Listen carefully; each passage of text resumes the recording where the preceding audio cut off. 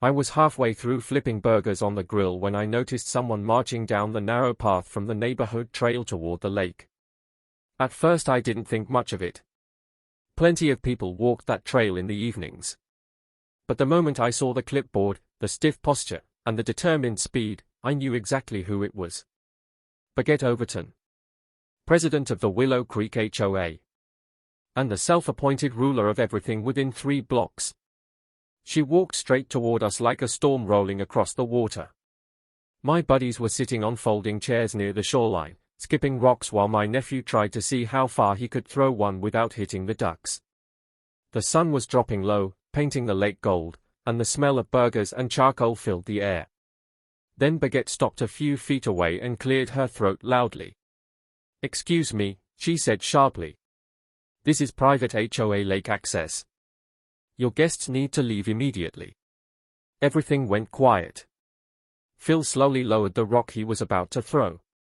My nephew looked up, confused. I set the spatula down and turned to face her. "Afternoon, Baguette," I said. "Something wrong?" Her lips tightened. She tapped the clipboard with her pen like a judge about to hand down a sentence. "Yes. There is. The HOA bylaws clearly state that lake access is restricted to residents only. Guests are not permitted unless approved by the board in advance. You didn't submit a guest request form." Phil blinked. "A guest request form?" Baguette ignored him and pointed at the group behind me. "They need to leave." I couldn't help it. I laughed. Not loudly. Just a small, confused chuckle. Baguette's eyes narrowed immediately.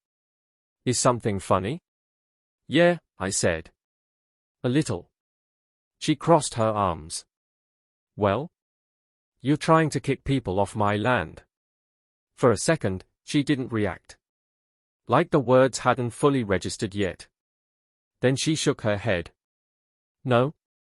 This lake access belongs to the HOA." I pointed behind her toward the tree line.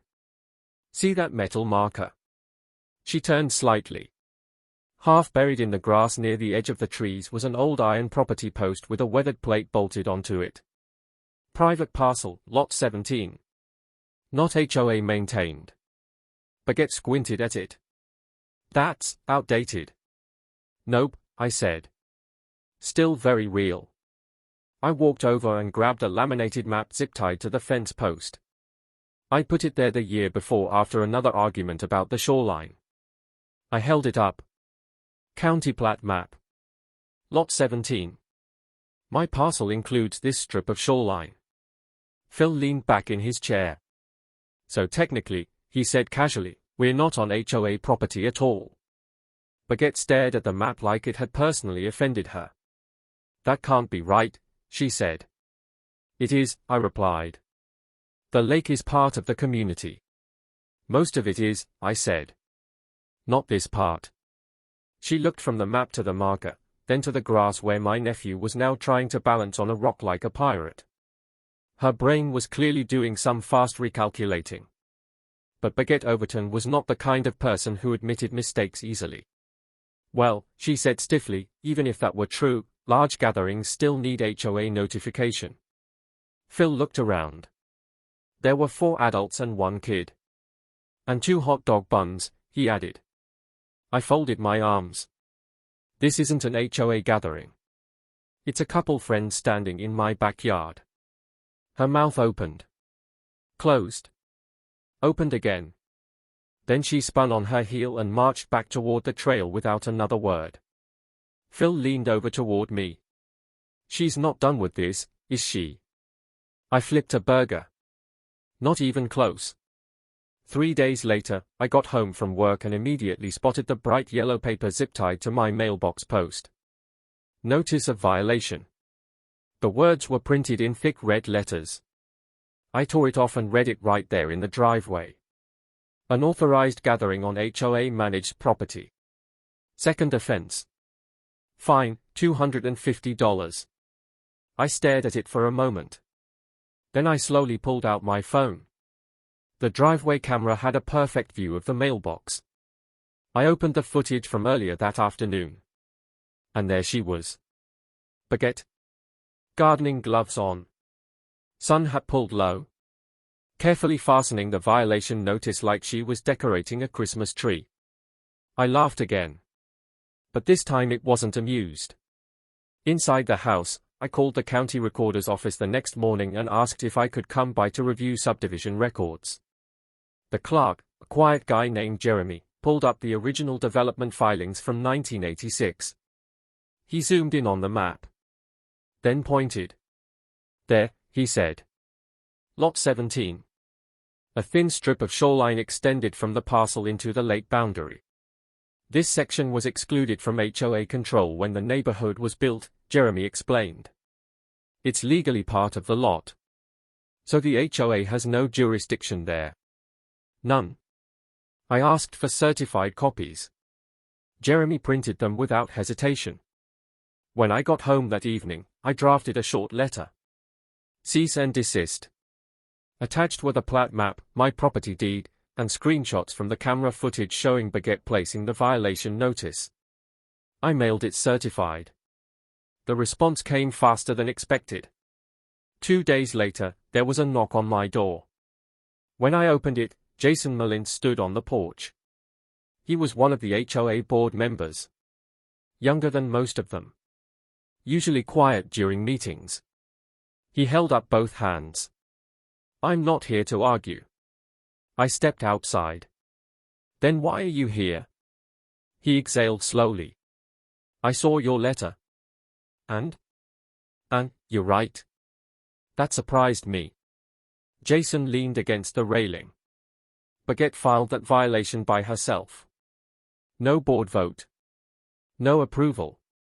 Isn't that against HOA rules? Yes. He hesitated. And this isn't the first time she's done it. That got my attention. What do you mean?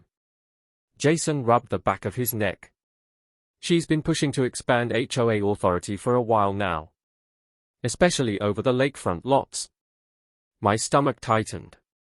How far has she gone? Jason looked down at the folder in his hand. Farther than we realized.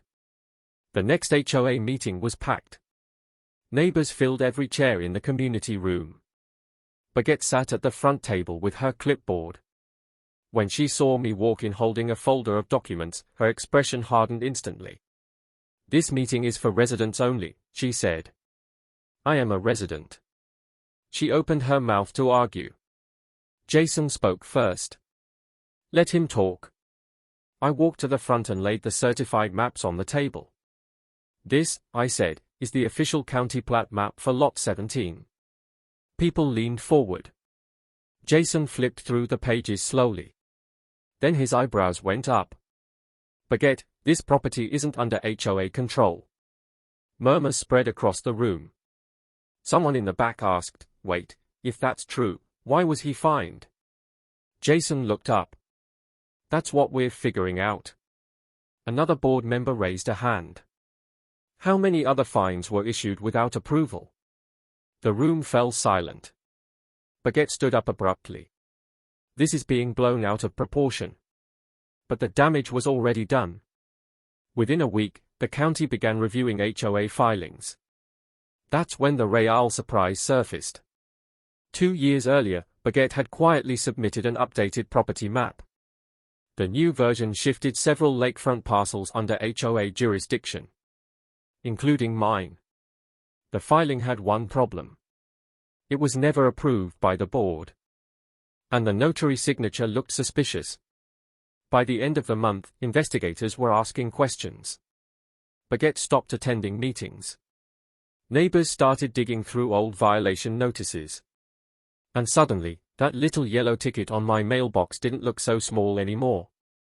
One evening I went back down to the lake with my nephew. The sun was setting again, just like that first day. The water was calm. No clipboards. No shouting. Just the sound of rocks skipping across the surface. My nephew tossed one and grinned when it bounced 3 times. Did the angry lady move away? He asked. I smiled. Something like that. And for the first time in a long while, The lake felt quiet again.